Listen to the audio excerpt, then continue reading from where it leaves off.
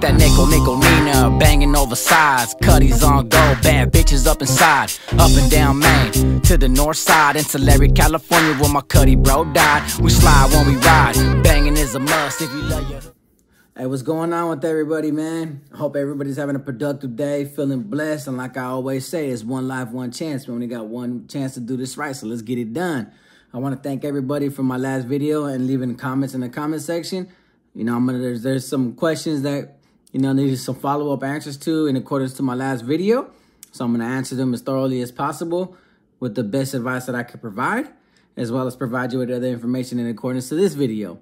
So with that being said, man, hit the like button. Please share this content with everybody you think can be beneficial to, that can learn something from it, as well as, leave a comment. I like to hear what everybody has to say, and I do my best to respond in a timely fashion. I always make sure to answer any questions that I possibly can. If I can't, I apologize in advance.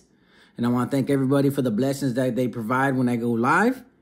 With that being said, man, let's get into it. Don't forget the subscribe button, though.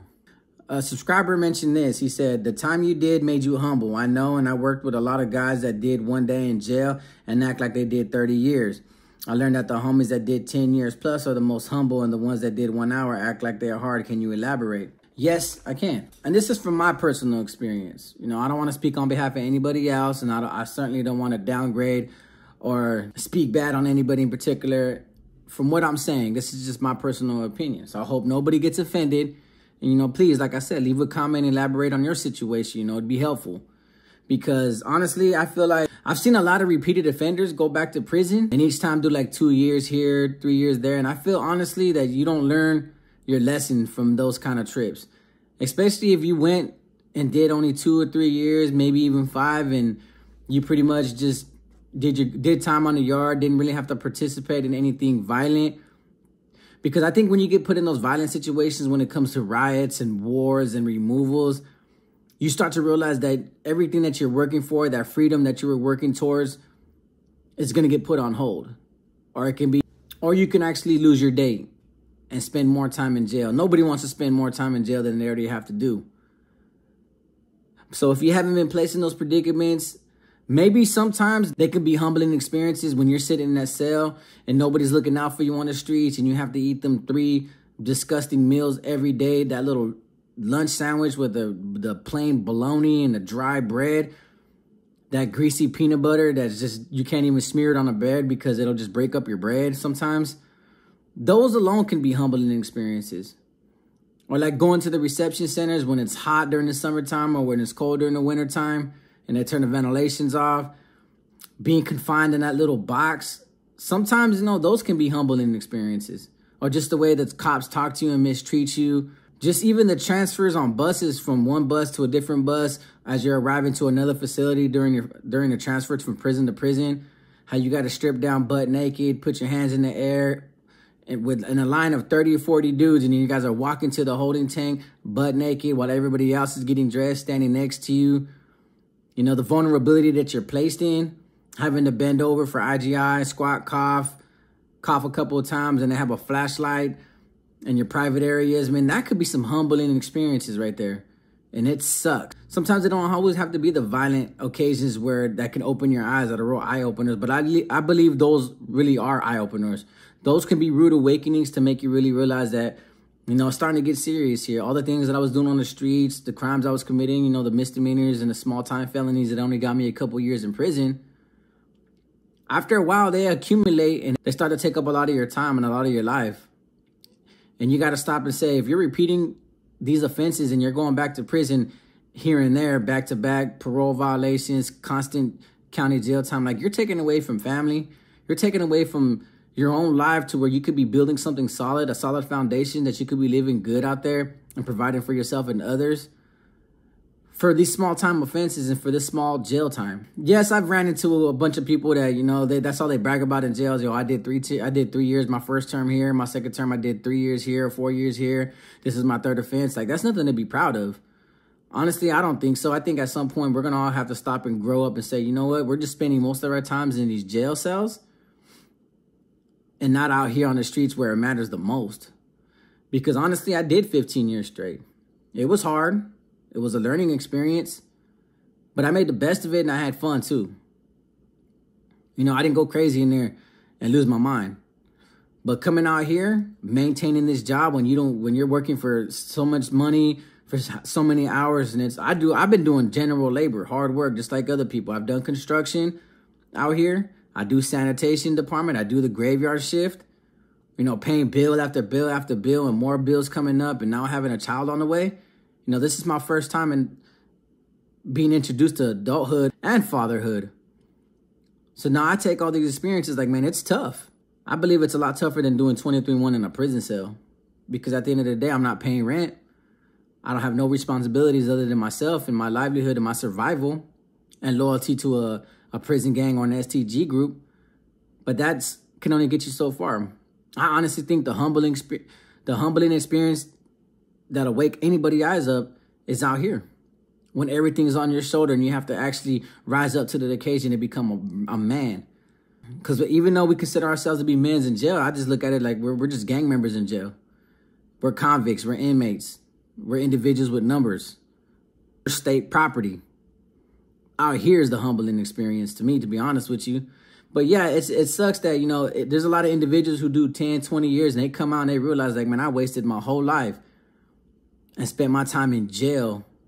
That's time wasted. That's time that you can't get back. We come out from the prison system trying to catch up to everybody that's already established their lives out here. We don't have room to be immature anymore. We come out a prison system as a parolees and we're considered like low of the lower class. Like we're starting from the bottom, having to gain it all back. And that takes time. And that takes a lot more hard work than you can possibly imagine, as opposed to everybody that's been out here and, you know, conducting themselves and dealing with the day-to-day struggles. So that we ain't got no room to be out here acting hard and bragging about how much time we did and how much time we spent in jail and everything that we did in jail.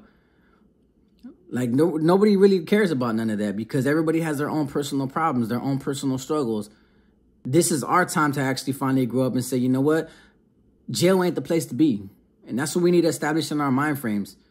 Because, yeah, individuals go to jail and county jail and they come out and act hard and they think they want to use that for stripes to gain clout on the streets. But no. Because in all honesty, my whole time on the main line, I got into riots with the blacks. I got into riots with Southsiders, one each. And then I got into a 2-on-2 with some Aryan skinheads. And the only time I used a weapon was with the riots with the Southerners. And I wasn't even successful in that aspect. And I'll tell you guys a story later on in another video. Out of the whole 15 years that I've done in prison time, I've gotten 15 batteries on behalf of the riders, a couple fights on the main line, but I've only used the weapon twice. And even then, there's a lot of individuals that have done 10 plus years who probably did multiple stabbings on the main lines, multiple stabbings on the SNY. And they come out humble as hell because they believe that, man, they've done it all. There's no reason there's nothing to brag about. I understand that my YouTube's considered like prison genre content, you know, and I understand people that love to watch and hear this, but at the end of the day, what my experience has done, all my experiences in prison don't change nothing that I have to do out here. I can sit here and tell everybody what I've done in prison, but it doesn't make a difference as to what I need to be doing out here. So none of that even matters anymore. So there's no reason to do jail time, whether it's 10, 15 plus, 20 plus years, or a couple years here and there, and come out and act hard, because acting hard ain't gonna get you that job. Acting hard ain't gonna help you prosper and get these union jobs or get these career jobs and go to school for these vocational trades. None of that acting hard is gonna help you prosper and succeed in society. There's more to life than acting hard and being brave and picking up a knife and carrying a gun. Like you see a lot of these kids out here on Instagram, social medias, you know, they post their weapons and they talk about the ops this and the ops that. See, the thing is, in my position, I've been a target out here. But through my YouTube and me hopefully changing other people's perspective, it's kind of making it a lot easier for me to walk around without that target on my back so much, because I'm not portraying myself to be this notorious gangster, this big thug that came out of jail. I'm just sharing my life experiences in hopes that the youth don't have to go through what I went through, and to be able to talk to an audience that can actually understand where I'm coming from. And also for those who just want to know about the lifestyle, because I'm not here to glorify it. I'm just here to talk about it, the good and the bad and the ugly. But yeah, there's going to be some occasions where individuals go in for a little bit and come out and want to run the streets, want to take over the streets. more power to them, because I was that individual. So it's kind of hard to criticize those individuals when I used to be that kid, when I did 2 or 3 years in YA and came out like I was tough as shit until I got that 15-year sentence with 2 strikes. You know, it's going to be a humbling experience when you're in my position and you're looking at 30 to life because you got caught with a 30-round clip. You're looking at life because all your charges were premeditated conspiracy for robberies. And each robbery that I committed I was facing 7 years if I went to trial. So that's 7 times 7 was 49 years plus 10, 20 to life per gun because all of them are fully loaded. Like, it doesn't take 10 plus years doing in prison time to actually find a humbling experience and recognize the reality check that, you know, I could have lost my life indeterminately, permanently. So me coming out after doing 15 years, I had to humble myself because I've been out 3 years thus far, and I actually love the fact that I have my own house. I love the fact that I pay my car payment every month, that I have a nice vehicle to go wherever I want to go. That my credit score is 678, and I came out here with nothing, and I'm almost close to actually getting an FHA loan to buy a house one day. See, the humbling experience that I'm experiencing right now is that I've seen everybody out here on YouTube that's actually started following me on my social medias, and you guys have houses. You guys are having a great established life. You guys are living beautifully, and I'm still trying to get there. That's the humbling experience. I didn't need prison to humble me. I came out here and got humbled by society and everybody that I call friends, that I call subscribers, that I call fans, that actually I see doing way better than me. You guys have set the goal. You guys have set the expectations for us that are coming out of jail to finally grow up and realize, like, man, going in and out of jail these 2, 3 years, these 10 plus 20 years, that don't mean nothing no more. You gain no credibility out here if you've been to prison. Other than, okay, you've been to prison, you probably got some cool prison stories. That's not enough. Thankfully that I get to share my story, and YouTube does, you know, give me some financial rewards for it. And you guys have been helped me with some of the blessings that you guys sent me, you know, to take care of my kid. You know, and I'm thankful for that. I mean, I'm never going to take that for granted. But yeah, that's what I wanted to elaborate on because I felt like it was a subject that really needed to be touched on. Yeah, you're going to have individuals who act like that, but they're going to be put in a situation where they're really going to be humbled. When that 10, 20 to life preliminary hearing is the only deal that they're getting, it'll be an eye-opener. Some individuals might not even care, and they'll take it and go with it. And if they want to spend the rest of their life in that jail cell, that's fine by me. And that's fine by, I'm pretty sure that's fine by everybody else, because everybody else can go to sleep well at night while he's sitting in that concrete tomb. And that's unfortunate that sometimes it takes 10, 20 plus years in a prison cell for us to really open our eyes when it should be sooner. And we should be more intellectual to realize that prison cell ain't where it's at. Out here is where it's at. This is the real struggle out here. If you can make it out here, you can make it anywhere. So with that being said, man, I had to answer one of my subscribers' questions. I'll be getting into some more tonight. Thank you for tuning in. Subscribe, hit the like, leave a comment. Tell me what you guys think. Do you guys believe that individuals that only do 2, 3, 4 years here and there don't learn from experience? That they don't learn their lesson? Is that what it takes for an individual to do 10 plus 20 years for them to actually open up their eyes and realize, like, this ain't worth it no more? Prison time just ain't worth it no more? You guys let me know. So with that being said, man, thank you guys. Have a productive day. Stay blessed. And remember, one life, one chance. We only got one chance to do this right. Peace.